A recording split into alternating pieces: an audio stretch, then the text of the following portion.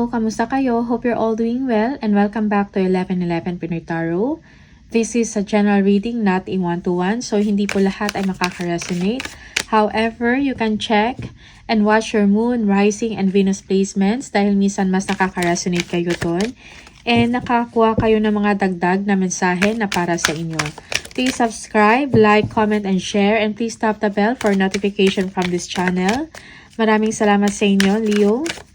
Tingnan natin kung ano yung mga messages, energies for you for the month of September.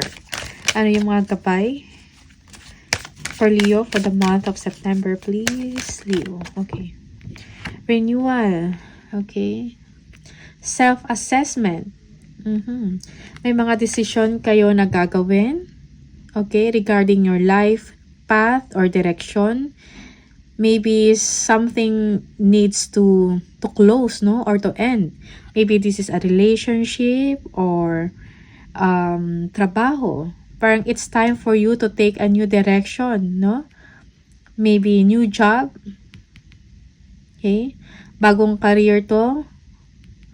Bagong address or bagong residence for some of you. Okay? Meron kayong i-assess sa mga nangyari sa inyo sa life ninyo. Okay. Tingnan natin. So, you will be needing to take balanced approach, no? When it comes to exploring your logical and emotional outcomes, okay? Whether this is with regards to your life purpose, okay? Yeah. Or your life situation. Tingnan natin. Yeah. Yung iba sa inyo, you will be embarking a new chapter in your life, okay? Closing a chapter or closing a situation. So, may bago na namang chapter na mangyayari sa life mo. Okay. For the month of September, okay, the Sun. Okay.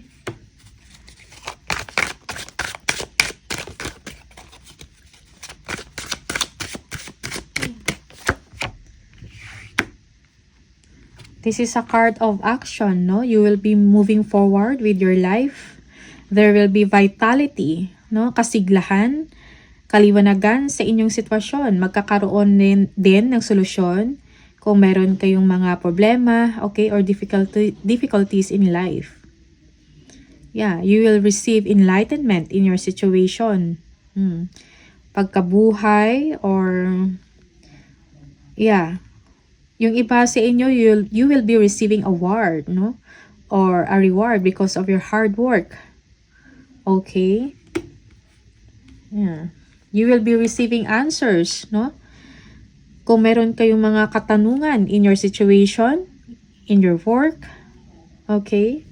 Or life in general, Ace of Cups, blessings, okay? Yeah, there will be enlightenment, spiritual growth, no? Yung iba sa inyo, your intuition, parang mas madedevelop pa, okay? There will be support, no? And love from your family and friends, okay? You feel good, no? On the month of September. Three of Swords, okay? Yeah, may mga disappointments, okay? Yeah. And sadness, but you know, it's only temporary. Competition. Yeah, for some of you, may mga trainings kayo na gagawin to improve yourself. Merong competition. Okay. Let's see. Tingnan natin. The Sun. Ano itong The Sun?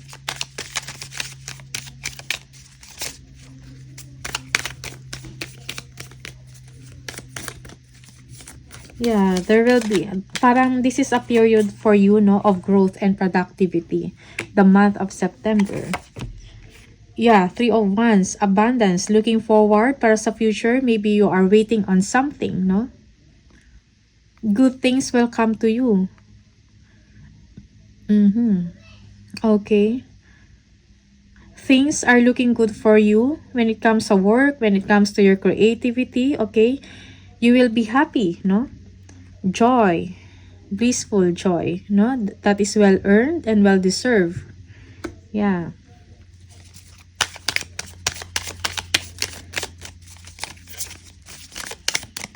I get Three of Wands. Yeah, Page of Cups. Yeah, for some of you, a new person will enter into your life, okay? Yeah, someone wants to collaborate with you. Baka sa work mo to, okay? Maybe you have a creative venture, no? And someone wants to join you or to collaborate with you. Someone will also express their feelings towards you. Okay, this is something that will make you also happy, okay, and fulfilled. There is emotional, no? Contentment as well. Okay?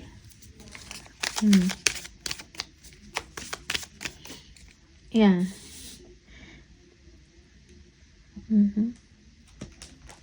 Ace of Cups, tingnan natin.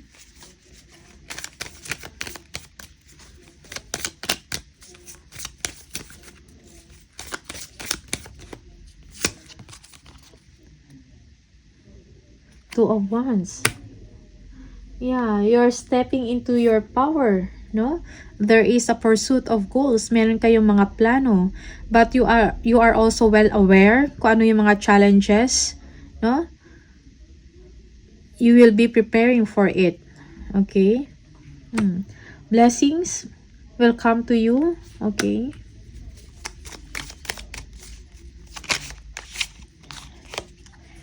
Five of Wands. Again.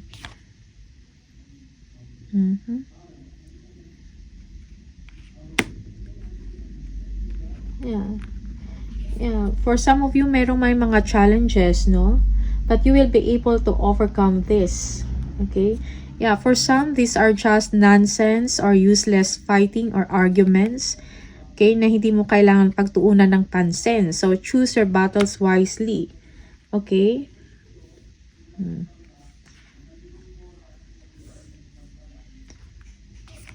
Yeah, yung iba sa inyo, you will be winning a competition. Yeah. Okay. Three of Swords. Tingnan natin kung ano itong Three of Swords.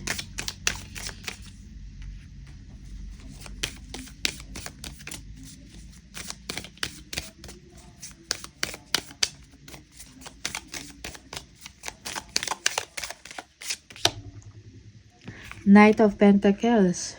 Okay.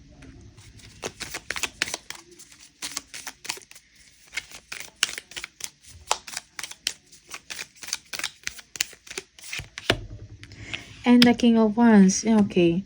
So, someone will be offering or will be taking action towards you. They want to express their love for you. Okay? Or this is you, Leo. But, for some reasons, merong disappointment. Okay? Yeah. Maybe you want to offer or you want to express your feelings to someone. But maybe there will be a rejection or merong complications in the situation. That's why you cannot push through. Kaya merong disappointment or rejection, no? Yeah. This is for some of you. Just take what resonates for you. Yeah. Ooh. Wait. Hold.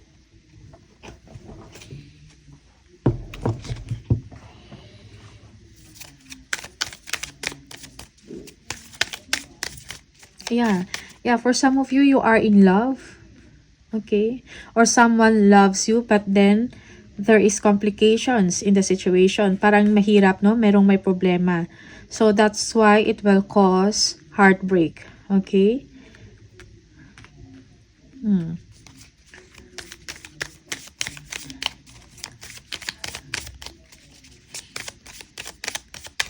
Tingnan natin, 5 of Wands.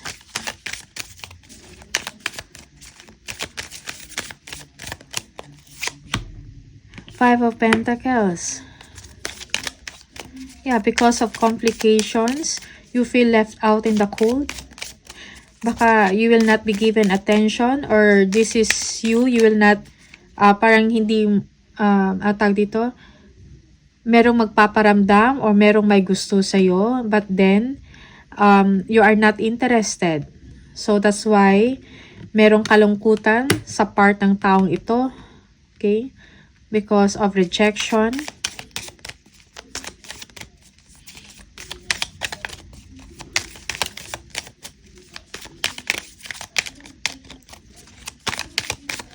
Five of Pentacles. Ano po?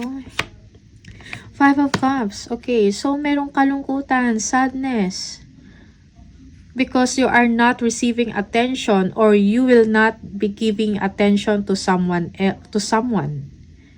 Okay? Yeah, because of rivalry, because of competition, competition. Okay? So someone will be heartbroken for the month of September. It's either you or the other person. Leo. Yeah. Okay.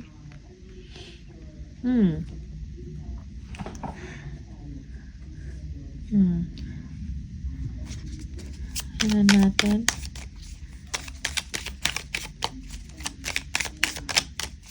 So, that's why merong renewal, no? So, you have to assess the situation, your situation. Baka makailangan kayong baguhin, no? It's time for you to take a new direction, Leo. Okay? Redirect your attention. Yeah. Self-assessment. Okay? And this is also a wake-up call for you.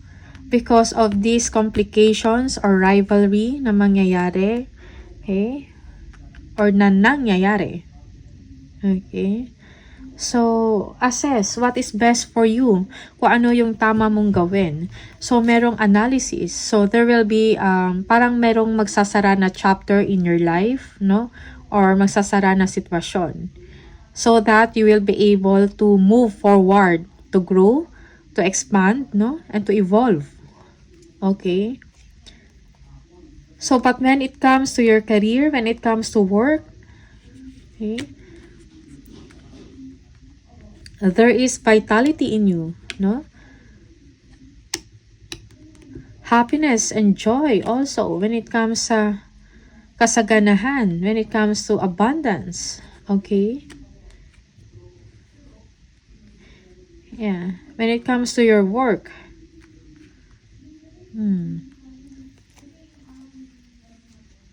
okay. Tingnan natin kung ano pa yung additional message for Leo.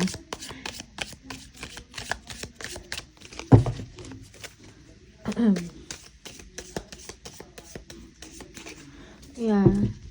So, self-evaluation and self-judgment is required for you for the month of September. Kailangan mong pag-isipan, pagnilay-nilayan. Leo, okay? Shed the old and embrace the new. That is for some of you.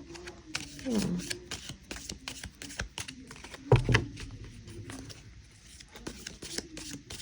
No? Self-reflection. Yeah, self-reflection, no? Yung period of, kumbaga, you are entering a period of expansion, okay? Growth. So, you need to shed the old and embrace the new. It's time for you to take a new direction, Leo. Do not dwell on heartaches or disappointments, no? Or rejection. You need to move forward. Okay?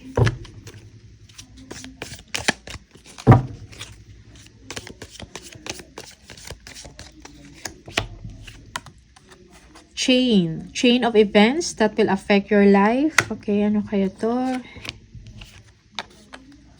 Wind chimes, peace and harmony. You need peace and harmony, Leo. For the month of September. Mule, someone is extremely stubborn and unwilling to change. Okay. Throne, position of authority. Okay. Yeah, for some of you,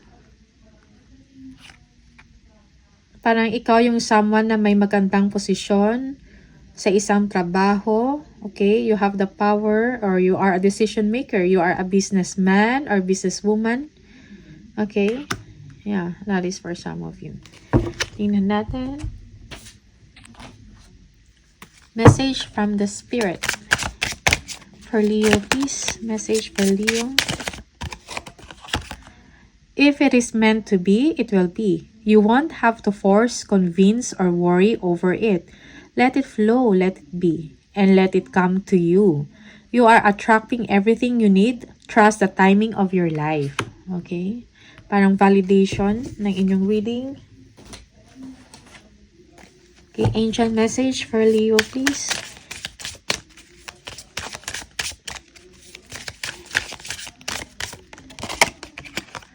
Windfall of abundance. An increase in abundance is arriving in many different forms, some of them unexpected. Be open to receiving. And know that this abundance comes to you to support your life purpose, health, and charitable work. Okay? So, all the best to you, Leo. Maraming salamat sa inyo and see you on the next video. Bye!